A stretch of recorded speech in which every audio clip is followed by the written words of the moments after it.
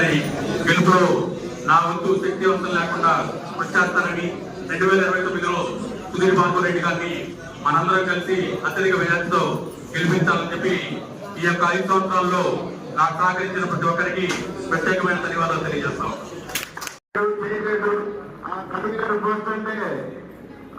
ఎంతో ఇదిగా ఉండాలి అని ఎంతో మంది ఎన్ని చెప్పినా ఆయన వినకుండా మళ్ళీ నన్నే కొనసాగించారండి. కొనసాగించినందుకు ఆయనకి నా హృదయపూర్వక నమస్కారం అండి. తప్పకుండా 2029లో మీ గెలుపు కోసం ఆర్టిస్టులు కృషి చేసి తప్పకుండా సత్తరపల్లి నియోజకవర్గ ఎమ్మెల్యేగా మిమ్మల్ని ఎన్నుకుంటారని ఈ సభాముఖంగా తెలియజేసుకుంటూ ప్రతి ఒక్కరికి నాకు చేతలైన దాంట్లో అందరికీ సేవ చేసుకుంటానని కోరుకుంటూ నాకు ఈ అవకాశం ఇచ్చిన ప్రతి ఒక్కరికి నా హృదయపూర్వక నమస్కారం అండి.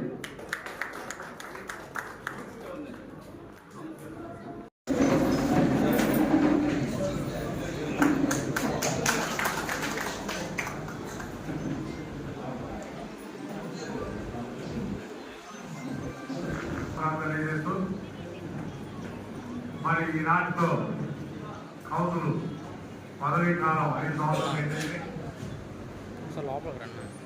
అదే సందర్భంగా ఈరోజు మున్సిపాలిటీ ఆఫీసులో కూడా ఆనాడు అప్పలరామారావు గారు మున్సిపల్ చైర్మన్ సెక్రటరీ